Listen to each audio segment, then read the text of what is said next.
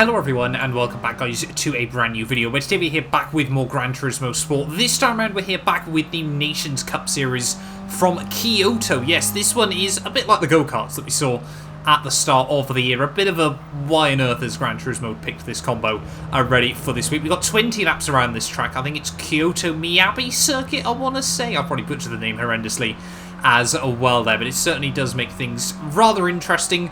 There is one corner on this track that you have to brake for around here, so not the most difficult track in the world to get a lap hooked up around, but of course it does therefore create a little bit of drama, a little bit of difficulties, as obviously everyone tries to make it work, and obviously any sort of mistake that you make is pretty much just going to send you to the shadow realm and pretty much guarantee you're not going to be able to get a good result around this circuit. So we'll wait and see as to how things go here today. Of course, qualifying rather important as well. Not the end of the world if you don't get a good qualifying, but of course, yeah, this race, it'll probably descend into a bit of anarchy, and there'll probably be quite a few groups that start to form over the course of this one. So if we can try and qualify near the front, that would be rather good there. I think my PB in practice was about a 56.8. I think top times in the world were like a 56.0 or something mad like that. Bearing in mind, of course, that doesn't have any slipstream or anything like that. I've got no idea how some people are just that quick around such a pretty simple combo on GT Sport, unless, of course, they found some sort of weird bugs and secrets. And I think there's still like the weird clutch glitch that you can do in sort of like older cars as well. I've never worked out how you sort of do that or anything like that. So if anyone does know, please let me know down in the comments below how I can sort of get that configured as well on Gran Turismo Sport. But so far, though, this first lap looking rather good at the moment. Then we've had a nice slipstream from the German just in front of us here as we head down through the one braking zone of the lap. You've only got to change gear twice around this race as well there, as we try to get a really good run out of the final corner here. We're still all over the back of the German as we head out of the final turn. They take as much curb as you dare there. You can pretty much take the grass, to be honest, as you head out of the final corner there. Unfortunately, the German in front of us not quite as quick as I'd wanted out of the final corner. We do lose a little bit of time there, but a 56.8 again, not bad going there. We can see already someone set a 56.5 at this early stage of the session there, so that's a mega lap that's coming from them as we head round towards the end of the session there. We unfortunately wouldn't improve as someone's done a 56.4 at this stage of the day there, so a mega lap by the Polishman there as we head over the finish line there, and you can see final results there, 10th place, 4/10 off pole. That's just the nature of a race like this there. You can see we've got quite a few Brits, quite a few Poles, quite a few Germans, and a couple of Ukrainians in this one, and I think we've got a couple of Frenchmen towards the rear of the field there, but not the qualifying performance that I would have wanted. You know, definitely felt like we could have been right towards the front of the field there. You know, had we not had to bump that guy to the line, I reckon sort of P6 was probably on the cards there. I think, yeah, we probably lost upwards of a tenth of a second in that moment there. But of course, the race ahead, just trying to stick into the slipstream like always. You know, slipstream is everything around here. I know I say it a lot in a lot of races, but around here it is genuinely everything. You just cannot make up much time elsewhere around a track like this in a car like this. Of course, trying to make sure you nail your shift points as well around here is always critical as well. But yeah, starting right from the middle of the pack though is going to be interesting. We'll wait and see as to how things go around this race today. But yeah, like I said, hopefully we can keep it clean, keep it tidy. We've had a pretty good run of form early on in the Nations Cup so far this year. You know, we've been normally in the lobbies we're in. We've been sort of a top 5, top 6 contender more often than not there. As we have a quick look down at your grid all there, you can see everyone in some... There's a couple of interesting paint schemes. I don't think, you know, this car is exactly the most common choice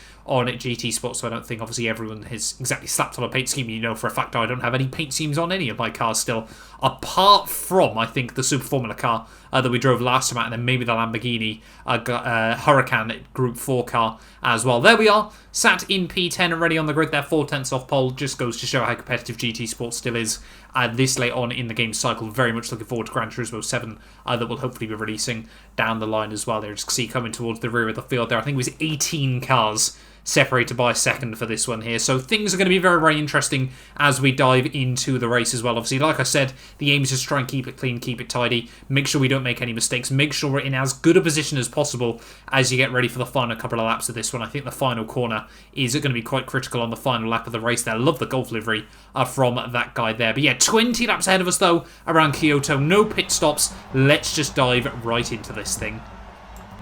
Right, here we are then, ready on the grid for round 5 of the Nations Cup Series. Let's just dive right into this then. Very, very long hold. Not going to bother with traction control obviously on the start. Don't think this thing's ever going to need it. Got to just be careful that we don't accidentally bounce off the rev limiter or change gears too early. It's going to be very, very difficult, obviously. I think the aim is probably just to stick in the train at the start of this one. We've got to try and keep everyone bunched up together early on in this race, although already this pole just in front of us, a little bit offline. We'll sneak up the inside, of course. Yes, slipstream absolutely everything around here, as we will instantly make up the one spot then, so that's not bad going. But we'll wait and see as to how things go around this race. Expecting this one obviously to be very, very intense, a lot of concentration. There's obviously no room for errors or anything like that. 20 laps though, of course, does mean that mistakes can very, very easily be made, and I'm sure we'll see people slowly fall off the group. Just look at that already. There's a lot of cars bumping and bashing. This guy very, very slow on the line. There's a couple of guys fired off the circuit there on the outside. So we'll wait and see as to whether they come back on, but we've done alright off the start. They're up 3 spots already, which isn't bad going. We might be able to get another one. So we tried to get some slipstream out of the final corner already. Look at that, those two trying to put each other in the wall. What is this about? Why? Why are they doing this? Oh dear God, where are you coming back on? That guy's just rejoined right in the middle of everyone. It's... this is already ridiculous. We're already 1 lap in and this is already incredibly feisty. We're getting bumps from behind, so we're just trying to give people a bit of a kick forward there. Let's look at the guy in the lead, the pole. Already he's got a massive advantage at the front of your field here, as we're just trying to shuffle our way towards the front of this group. And again, another little bit of contact from a guy on the outside, and he's just heading to the next corner. Everyone just bunches back up again. Yeah, if the guy in the lead has managed to make that breakaway work already, that is rather impressive, as we'll try and slot back in. We're almost 3 wide through the final corner. Obviously, you can get away with so much curb around here as well. But we need to try and slot back into the slipstream. Thank you. And yeah, the leader has already got a fair old advantage out front, so we are going to have to try and work together if we want to close back up to him. Otherwise, this could be quite a boring race for him. Having a look down around the outside through the hairpin again. I think, yeah, the key here is just try and make as many friends as you can early on. Otherwise, you're in for a long day if nobody wants to work with you. Don't know if we are closing up a little bit to the guys in front. Try and work with the other green Mini. Let's just wait and see what we can do as we head back down towards turn 1. But yeah, I mean, the leader, there we go, we set a new fast lap of the day, so we are closing in on the leader ever so slightly. But still sat in the 57s. You can easily do that by yourself here. We might really have to try and work together a lot more if we want to close back up to him.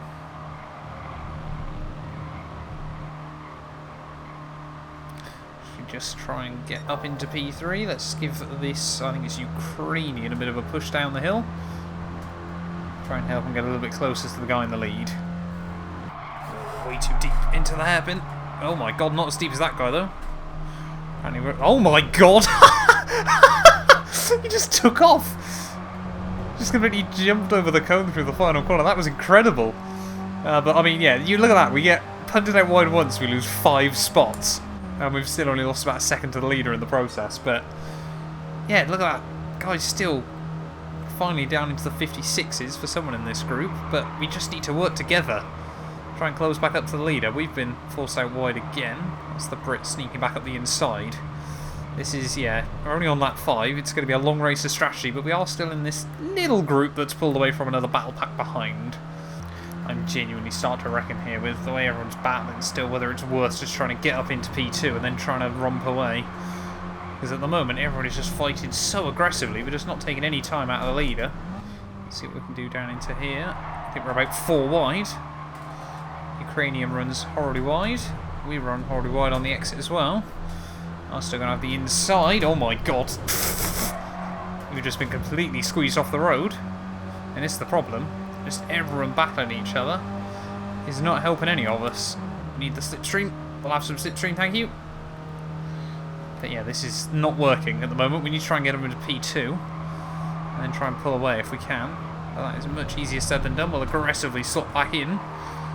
Not willing to leave the inside open through turn 1. As yeah, you can see the leader up to 4.7 the gap, so it's worked beautifully for him early on.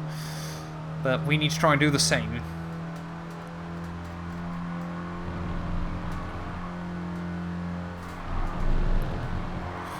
I can see everyone just Constantina back up at the bottom of the hill. We're going to have a look to the inside.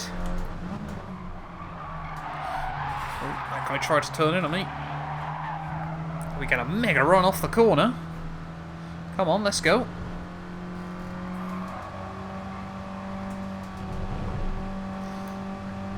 We're going to get the position, but we're not going to get away though, unfortunately. So we head back down towards the start-finish line. Leader, yeah, 4.6 ahead. We'll defend the inside in towards 1. Not going to be able to make that work, buddy. And let's just see now if we can try and break away with it. Because hopefully people will start battling, or at the very least, we can just sort of bump draft each other around. Obviously, championship points crucial here, so if you can get yourself, look at the pack behind. Come on, just bump us, buddy. Bump us, work together. We can close back up. Look at that. Look at the delta just start to drop again. It's exactly what we need to do for a few laps. But I think everyone just wants to try and get into this position. No one's willing to sit back a bit. Just need to keep nailing this hairpin if you want to try and stay in front.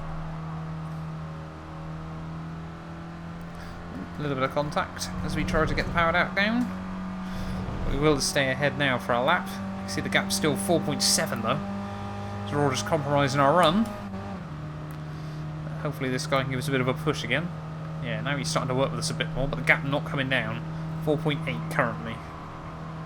Oh, missed the shift horrendously out of the final corner. That's going to give the guy a big old run. And he doesn't want to give me a push this time round as we head back down towards turn 1. Don't think he's going to be able to get ahead of us by the first corner though, but this is just not what either of us need at this stage of the day. This is very, quickly turned into a race for P2. A pole in the lead is going to dominate this one by the looks of it, unless something goes catastrophically wrong for him. And of course we can't work together. I mean, the gap isn't going up particularly despite the mistakes. We just need 10 proper laps where everyone works together, and even then we might just close up to him by the end.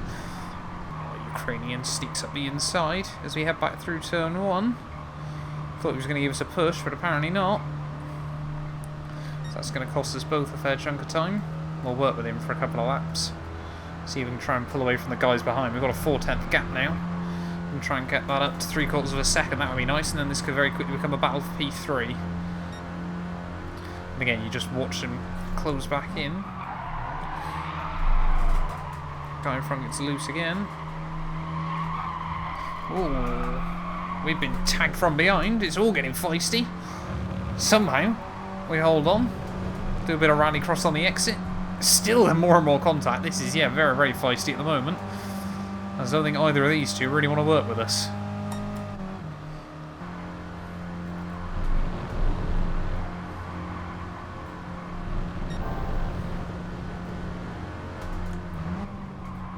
Oh, there's more dives coming in. Two people are going to muscle it down our inside. And we're going to drop back down to P5 then. Seems like, that we have got a 3-second gap to all the cars behind though. So at least we know, again, at 2/3 race distance, we've got this little gaggle of cars. So again, as long as something doesn't go catastrophically wrong, we hopefully can't come worse than 5th. But that could be famous last words. Still just trying to work out who wants to work with us and who doesn't. And by the looks of it, I don't think any of these guys particularly want to work with us at this stage of the day. But we're not losing too much from the leader now. Someone else has had issues. I think that guy's a lap down and all but given up with this one. But we'll wait and see. Again, it seems to be these two red minis that are so aggressive and not for their own good at this stage of the day. Neither of them particularly going for moves that make much sense to me anyway. But you never know what they're thinking.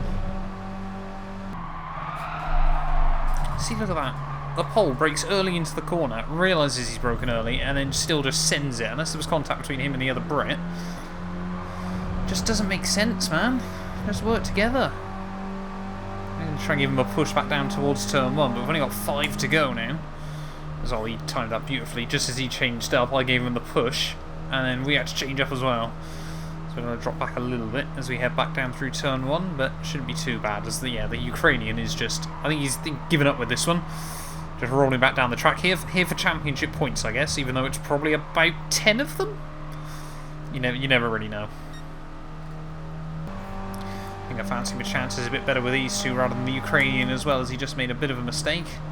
So we might be able to break away from him. There we go, down into the 56s at last. A 56.8 isn't too shabby. Is the pole? No, he has a bit of lag actually, as we've given him a huge push up the hill because of it. Oh, a bit of understeer, come on. How are we getting understeer at 70 miles an hour, man? I think, yeah, the Ukrainian might just be falling off this group. We've worked together for a couple more laps. And I definitely think we've got what it takes to have both of these guys. They just don't seem as quick raw pace. Seem to have to go for desperate lunges to try and make things work. I might try and send it on the pole. Have a look at the inside. He does turn in on me. But we will make the move work. Try and get a good run off the corner. Really just open up the exit as best as possible. Let's just wait and see. Through the final couple of turns. We're not going to get him out the slipstream range just yet. But we are now going to be up into P2 of the race once more. And hopefully now the worst we can come is P4. Unless, of course, yeah, it does kick off right towards the very end of this one. Which I'm still worried it will. Someone's just going to go for something completely ridiculous and ruin my day. Oh, well, a lap and a half to go here from... I can't remember the name of the track, I'll be honest. We've got to still just trying to hang on for this P2. Is the pole going to have a look at the inside? He thinks about it, but we cover that off. Going to be a bit more contact between those two, I think, because the pole is going to be able to sneak it up the inside. On to the final lap of this race we go. We're not in a bad place, though, still, right in his slipstream. So hopefully, yeah, we might be able to go for a send again. It's just about trying to give yourself the shortest run. We are actually taking a bit of time now out of the leader again. But we might have to have a look at the inside down towards turn 1 is whether you actually want to be here or not at this stage of the day. I wonder if it's worth just sitting back and then trying to go for a send in towards the braking zone here. I think that's probably going to be the best course of action. We'll just continue to push this guy up the hill. Use all the curb we possibly can. Using even a little bit of grass that time round. As we reach the top, what is the Brit behind us going to do as well, though? That's what we've got to be careful of. Still pushing us along. So we head back through the S's for the final time. Is the pole going to defend it? Surely he will. Are we going to be able to get to the inside, though? Oh, he really goes defensive. Is he going to outbrake himself? Oh, not quite. Oh, the Brits made it work. Oh, we've been completely screwed there. And he's only going to be P4 by the looks of it, unless something kicks off between these two. Let's wait and see. Yeah, P4 in the end. That's a little bit heartbreaking. Definitely could have had P2 there, but still a good race nonetheless. We'll take some good championship points on the board as well. There. But yeah, I mean, the pole at the front, yeah, really had quite a boring day of it in the end. Took the lead at the start, and then, yeah, never really looked back. As everyone else behind him just started to beat each other up there. But, I mean, we could have done a whole lot worse. Let's be fair. I mean, we were battling guys that finished down in sort of, what, P13, P14 there as well. So it definitely could have been a whole lot worse had things not gone our way as well. But thank you all so much for watching. If you did enjoy, do make sure you leave a like, get yourself subscribed as well. And yeah, we will definitely be back very, very soon with more GT Sport.